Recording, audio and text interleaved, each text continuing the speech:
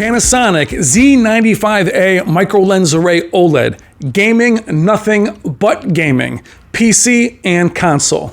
Up next. I've seen things people wouldn't believe. Hey, what's up guys? I'm Brian. This is Tech Therapy. Thank you so much for joining me. Panasonic made a surprise and triumphant return to the US, offering us their 2024 TV lineup. Today we will have the flagship, the Z95A behind me, micro lens array OLED. Now, what I love about Panasonic's signature is it is that cinema filmmaker's experience, accuracy, color, vibrance, clarity. It has all of that, but it's not really known for its gaming performance. And they have changed that this year with not only FreeSync, but NVIDIA G-Sync support, as well as 4K 144 Hertz. Without further ado, let's check out the Panasonic Z95A micro lens array OLED in gaming, both console and PC. Thank you so much for watching.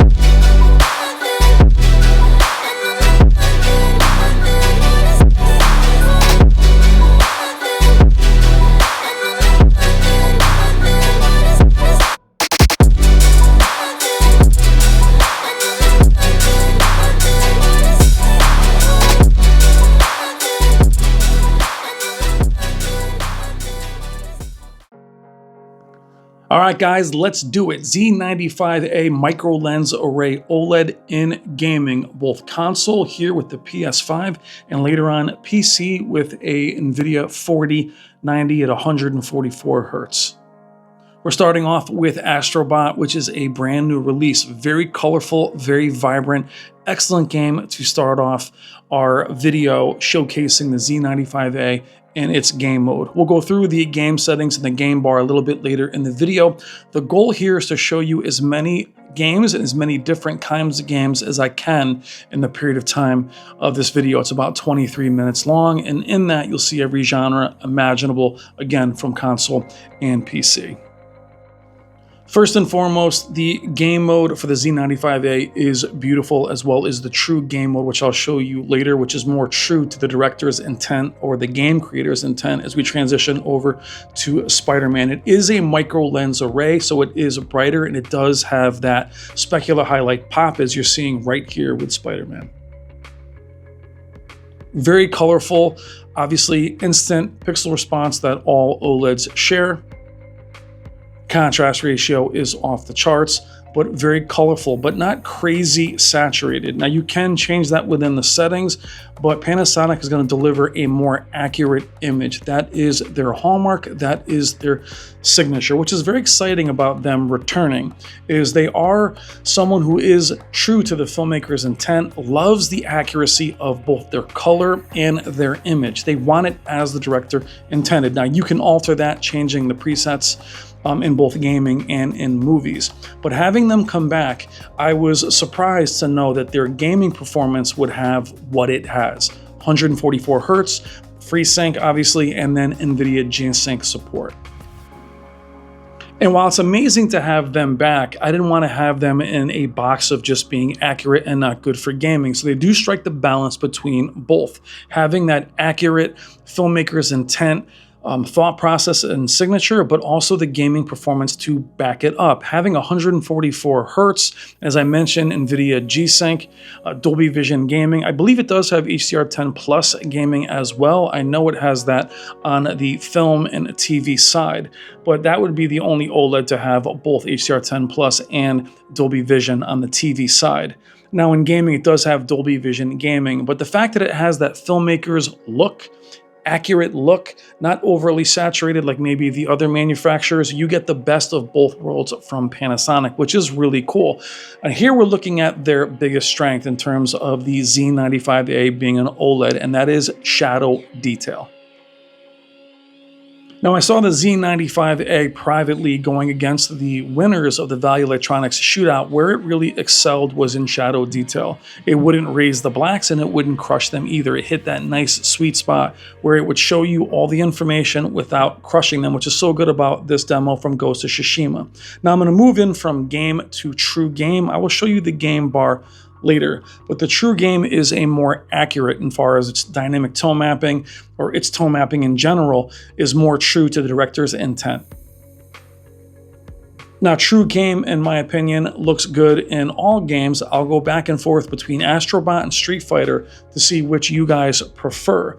But in a more realistic game like Ghost of Tsushima, you may prefer the more realistic look versus the oversaturated look. Now, on camera, it's going to look cooler than it really is, even with the temperatures being warm.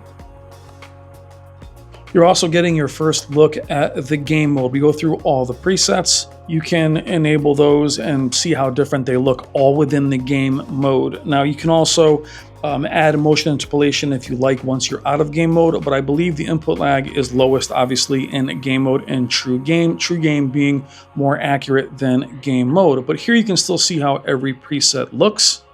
I did game and add motion interpolation. It did feel good. I don't typically game that way. You can also change the tone mapping within the game bar. For me, this is a very useful game bar. It does away with the crosshairs that you see that I don't believe a lot of people use.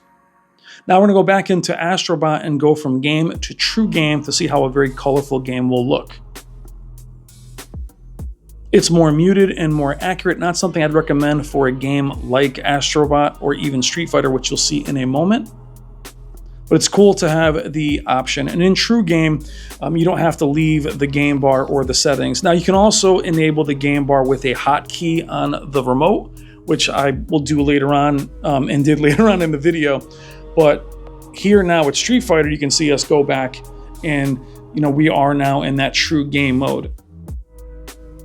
And it still looked fantastic. Now going into Horizon Forbidden West, there's also an information display here, which gives you, maybe not in this game, but later on in PC, you'll see it show the nits. It'll show you the benchmarking, which is actually really cool.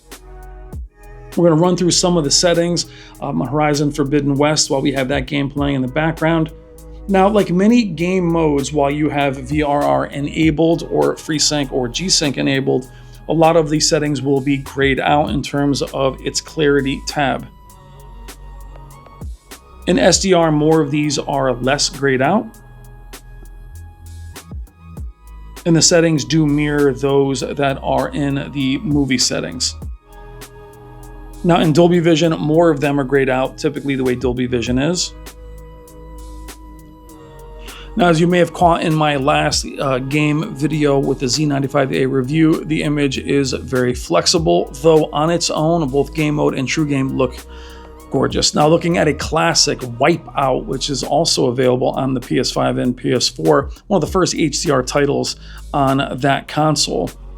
We're checking speed and motion with Wipeout and Dirt 5. Now, Dirt 5, which is going to show up on screen right now, is a game that looks amazing, but doesn't always look good on every TV, especially mini LEDs, as it does tend to clip and does tend to wash out. Looks gorgeous on the Z95A. No problems at all. Now we're gonna move into PC with NVIDIA 4090 as we move into the NVIDIA control panel. Now, while in the control panel, you'll need to go away from your native 4K because it'll be 60 and it'll be limited to 120. Move down to PC resolution and you'll see 144 is there immediately, enabling it. No problems at all. Now showing you the game bar. G-Sync, as you can see, is now available. 144 Hertz is there. I also have the benchmarking tool on top. We have over 200 frames on Doom 2016. What a well-optimized game between Doom and Doom Eternal if you ever want to benchmark your games. 144 Hertz, obviously 4K. We're not using DLSS or anything like that or frame generation. These are native old school titles. Best part about 144 Hertz is playing your older games at highest frame rates and really enjoying how amazing they still look. Now, is 144 Hertz important? If you're a console gamer, it is not. And if you're a PC gamer, many of you may say, look, the difference between 120 and 144 cannot be felt. I can feel it. But for someone that spends a lot of money on GPUs and CPUs and gear for PC, you're trying to squeeze out every single frame. So to me, that increase in frame rate is definitely welcome. Obviously, you're playing a lot of older titles maxed out at 144, but it feels so smooth, and to me is worth checking out and purchasing for if you have the PCs. We check out Dishonored, one of my favorite games of all time. Running this at 144 hertz, also amazing. Moving into perhaps my favorite game of all time, which is BioShock. Again, as a PC gamer, being able to go back in and play these games at a higher frame rate is amazing, whether it be 8K, 120, and here 4K 144. And to be able to play a game like this on a Panasonic does surprise me. I thought Panasonic would be your, hey, filmmaker, cinema lover TV. It's amazing to be able to recommend it to both cinema lovers and gamers at the same time. Versus one is good at this and the others are good at that. It does do everything very well. Does look gorgeous.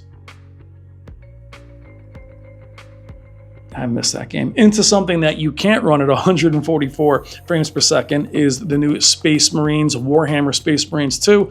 Though this game is very well optimized, on the 4090 we're getting over 100 frames with everything maxed, but you are using DLSS. Didn't have to go into the control panel and knock it down to 120 or anything like that. And if you have a problem reaching 144 hertz or you're capped, make sure in your control panel, either it's AMD or NVIDIA, that you're not capping it yourself. Leave it unlimited or at least a little bit over 144. An amazing game, by the way, if you have the opportunity to play it. But again, you're seeing the Z95A in every genre possible, and it looks stunning in all of them. And even a game like this, which has more pop, I do prefer true cinema in this mode, because it is a gritty game. While it's colorful, it can be drab at the same time, and I want it to look more realistic. HDR impact, being it's a micro lens array OLED, awesome. Now moving on to a title that none of us are playing at 144 hertz maxed, is Black Myth Wukong. You're definitely going to need frame generation for this one as well. What's important about Black Myth Wukong is, gorgeous as it is, it has a very strong motion blur.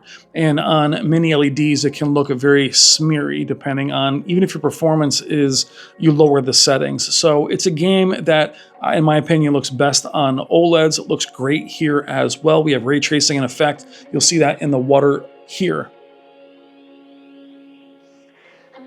But again, we're pushing both PC and the TV.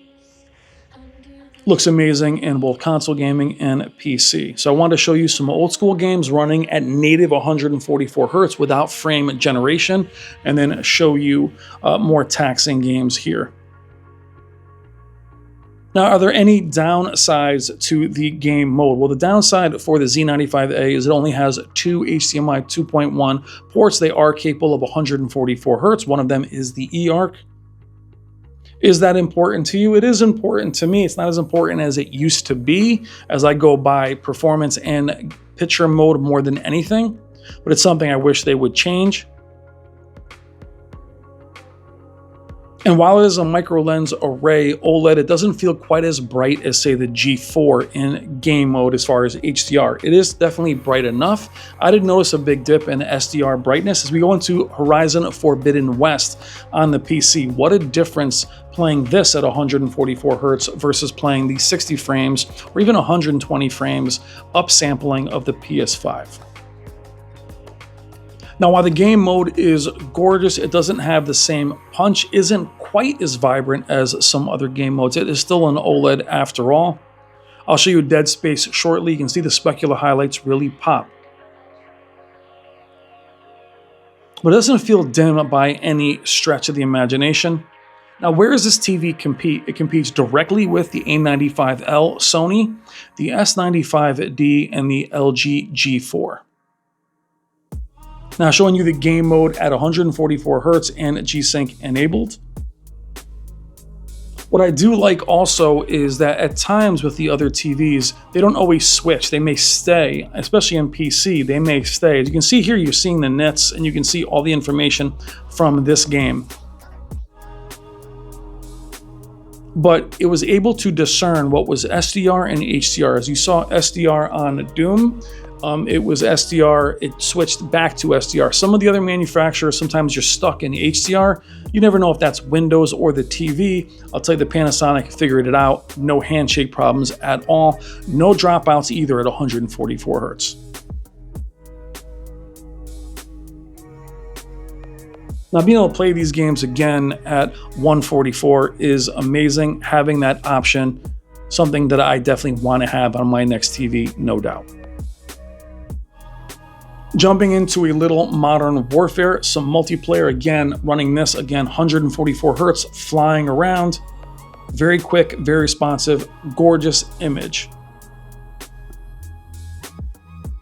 Now you can push the colors and make things look more saturated, more poppy, but it's not really what the TV's for. It's not the best at being the more artificial look that you might find with either a Samsung or an LG.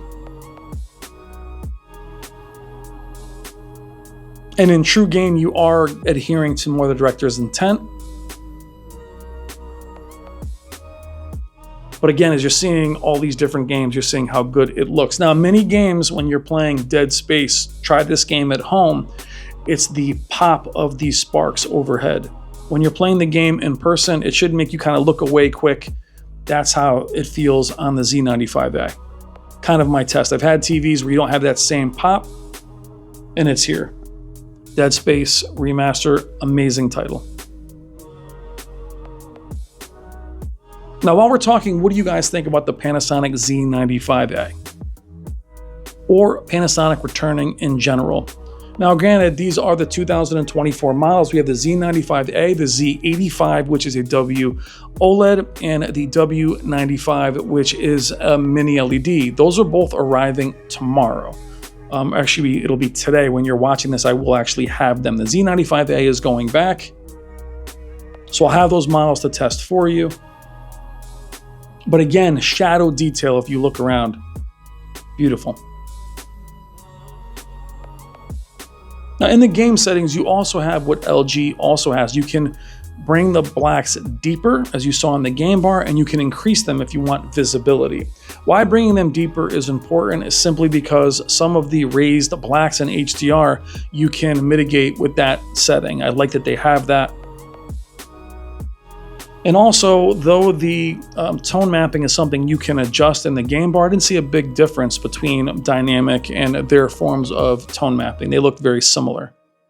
As we check out some Master Chief Collection Halo 3. Now, for me, what's most important, I mentioned this earlier, is that when you get into game mode, how much picture quality do you sacrifice for performance?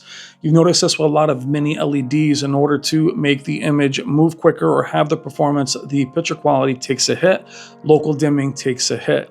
Even OLEDs can have very different looking game modes depending on the manufacturer. Rest assured that the Z95A's game mode looks awesome. I jump between true game mode and then game mode just to see how the image looks. Sometimes I like it a bit more poppy and saturated, as you see here with the Master Chief Collection Halo 3. Going into the dark areas, again, no black crush. Shadow detail is paramount. Oh, Halo 3.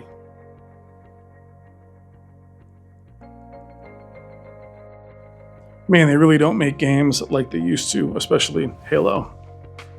Moving into another amazing remake is Resident Evil 4. Again, showing you as many different kinds of games in one video as possible and as many different genres as possible. So all in all, love the Z95A. Very easy TV to recommend. Its price point should be right about the same as the A95L and the G4, considering it's the same level and just coming out. It's not a brand new release, it's just new for us in the US. So it is priced appropriately going against those two models. Forgot to bring up sound earlier. It's got its own sound presets. You saw that earlier in the game bar, and the sound system is 160 watts. It is very loud, has up firing, down firing. You can move the speaker direction. Best sounding TV I've ever heard. So factor that into price as well. Now, I've enjoyed my time with the Z95A. Biggest drawbacks for many of you might be the design. I'll show that to you at the very end. It's a little more chunky. Speakers are down at the bottom. The remote is not something a lot of people love. It is an Amazon Fire OS, but in terms of the settings are all Panasonic. The remote is not the best looking or most fully functional remote, though it does have that learn button where you can put in the game bar and you can do shortcuts rather easily. Main strengths: game mode, clarity. That processor is in full effect in gaming, is not dumbed down at all. Clarity being something that means so much in gaming is here, not just in movies and in sports. It is micro lens array. It is bright enough. The specular highlights do pop. Again, game mode is gorgeous. The sound is a plus, though as I mentioned, you might not love the design. Other weakness is there's only one size, 65 inches, versus other manufacturers that have 77 and even 83. So you're limited there. We'll see new TVs at 2025. And there's only two HDMI 2.1 modes, though they are capable of 144 Hertz. You have Dolby Vision, gaming, and NVIDIA G-Sync support. All in all, the Z95A, as I mentioned, is very easy to recommend. It is very well-rounded, very high-end, gorgeous image, top-of-the-line processing. And happy to report here that the game mode is equal to the movie watching ability, movie sports, and streaming, as well as upscaling. Very easy to recommend. There's a design. Checking out our good friend Jennifer Gala.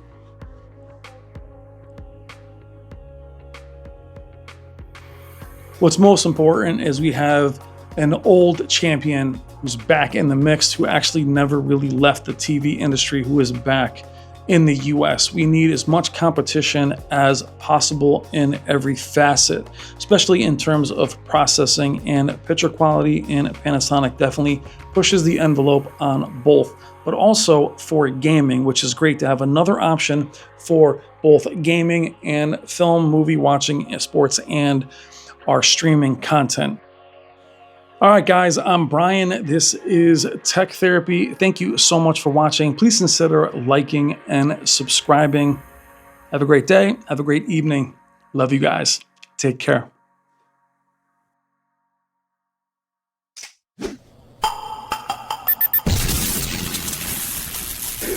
It's better to burn out than to fade away.